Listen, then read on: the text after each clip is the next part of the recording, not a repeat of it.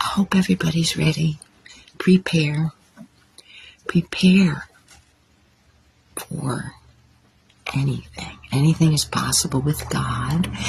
And there's things that we were all taught, including me. We were taught from an early age. We were conditioned.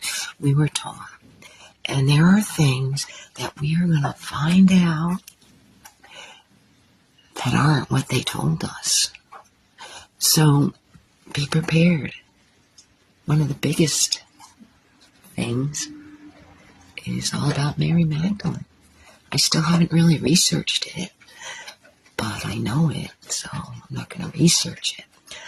But she wasn't really a bad lady. She was a wonderful woman with Jesus.